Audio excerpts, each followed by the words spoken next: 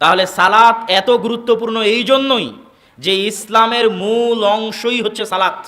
আমি যদি বলি ইসলামের অপর নামই সালাত, ইসলাম মানেই সালাত, তবুও ভুল হবে না।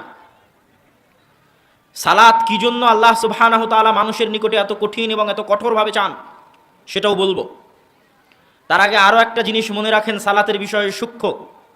সকল ইবাদতের শর্ত আছে, শর্ত বাতিল হয়ে গেলে ইবাদত বাতিল, শর্ত নাই ইবাদত নাই। যাকাত আদায়ের জন্য শর্ত হচ্ছে নিসাব পরিমাণ সম্পদের মালিক হতে হবে, নিসাব পরিমাণ সম্পদের মালিক হতে পারেনি, যাকাত নাই, আদায় করতে হবে না। প্রত্যেক ইবাদতের জন্য শর্ত আছে। আপনাকে সিয়াম পালন করতে হলে সুস্থ শরীরের হতে হবে। অসুস্থ শরীর যদি হয়, চিরস্থায়ী রোগী যদি হয়, ফিদিয়া দিয়ে দিবে, সিয়াম পালন করা লাগবে না। শর্ত নাই, শর্ত বাতিল, তো ইবাদত আদায় করতে হবে না। বদল আছে, কাফফারা আছে, ফিদিয়া আছে, সব ব্যবস্থা আছে। কিন্তু সালাত এমন এক ব্যতিক্রম ইবাদত, সালাত এমন এক ব্যতিক্রম ইবাদত যার সকল শর্ত যদি বাতিল হয়ে যায় তবুও সালাত বাতিল হবে না। সব শর্ত একসাথে যদি অনুপস্থিত থাকে, একসাথে নাই। সালাত আদায় করতে হলে পবিত্র হতে হয়। এত প্রস্তুতি অন্য ইবাদতের জন্য লাগে না যত প্রস্তুতি সালাতের জন্য লাগে।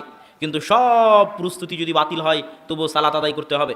সালাত আদায় করার জন্য পবিত্র হতে হয়, পবিত্র হওয়ার জন্য পানি লাগে, পানি নাই, মাটি দিয়ে তায়াম্মুম করতে হয়, মাটি নাই, বিনা পানি বিনা তায়াম্মুমে সালাত আদায় করতে হবে। পানি নাই এই অজুহাতে সালাত বাতিল হবে না, তায়াম্মুমের মাটি নাই এই অজুহাতে সালাত বাতিল হবে না যে সালাত আদায় করব না, এই অজুহাত কেউ দিতে পারবে না। পবিত্র পোশাক পরে সালাত আদায় করতে হয়, পবিত্র পোশাক যদি না থাকে অপবিত্র পোশাকে সালাত আদায় করতে হবে। কেউ দুনিয়াতে অজুহাত দিতে পারবে না যে আমার জামায় পেশাব লেগে আছে কেমনে সালাত আদায় করি, এই অজুহাত সালাতের জন্য বাতিল। অন্য কোনো ইবাদতের ক্ষেত্রে অজুহাত চলতে পারে। এই শর্ত যদি অনুপস্থিত থাকে যে আমার জামা পরিষ্কার নয়, আমার জামা পবিত্র নয়, পেশাব লেগে আছে, এই শর্ত দিয়ে সালাত, এই অজুহাত দিয়ে সালাত বাতিল হবে না। সালাত আদায় করার জন্য দাঁড়িয়ে সালাত আদায় করতে হয়, দাঁড়িয়ে আদায় করা যায় না, বসে আদায় করতে হবে, বসে আদায় করা যায় না, শুয়ে আদায় করতে হবে, শুয়েও আদায় করা যায় না, হাত পা কিছু নড়ে না, হুঁশ বুদ্ধি যতক্ষণ আছে ততক্ষণ সালাত আদায় করতে হবে। আপনি কল্পনা করেন যে একজন মানুষের মধ্যে একসাথে এগুলো সব শর্ত যদি অনুপস্থিত থাকে, সব, ধরেন একজন মানুষ ইরাকের আবু গারিব কারাগারে অথবা আফগানিস্তানের গুয়ান্তানামো বে কারাগারে আছে, ওর ওখানে অজু করার পানি নাই, তায়াম্মুম করার মাটি নাই, ওর কাছে পবিত্র পোশাক তো বহু দূরের কথা, কাপড়ই নাই, উলঙ্গ অবস্থায় আছে। তাহলে একজন মানুষ উলঙ্গ অবস্থায় আছে, কাপড় নাই, একজন মানুষ তার কাছে অজু করার পানি নাই, তায়াম্মুম করার মাটি নাই, কেবলামুখী হয়ে সালাত আদায় করতে হয়, কেবলা চিনতে পারে না কোন দিকে কেবলা, তাহলে ও কেবলাও চিনে না। ওকে বসে দাঁড়িয়ে সালাত আদায় করতে হবে, দাঁড়াতে পারে না, বসে সালাত আদায় করতে হবে, বসতে পারে না, শুয়ে সালাত আদায় করতে হবে, হাত পা নাড়াতে পারে না, অচল অথর্ব অকেজো, অত্যাচারের কারণে অচল অথর্ব অকেজো হয়ে গেছে। সালাত আদায় করতে হলে সূরা ফাতিহা জানতে হয়, কোরআন জানতে হয়, ওর কোরআনও জানা নাই, সূরা ফাতিহাও জানা নাই, এই অজুহাতে সালাত বাতিল হবে না যে আমার তো সূরা ফাতিহা জানা নাই, কেমনে সালাত আদায় করব, এই অজুহাতে সালাত বাতিল হবে না।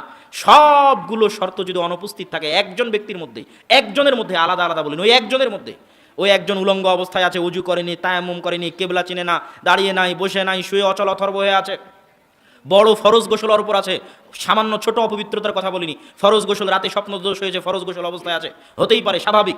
একসাথে একজন মানুষের মধ্যে এগুলো সব শর্ত অনুপস্থিত থাকতে পারে। কোরআন পড়তে হয়, কোরআন জানে না, সূরা ফাতিহা মুখস্থ থাকতে হয়, সূরা ফাতিহা জানে না, ওই একজন ব্যক্তি, কোনো শর্তই নেই সালাত আদায়ের, তবুও কেউ বলতে পারবে না যে ওর সালাত মওকুফ হয়ে গেছে।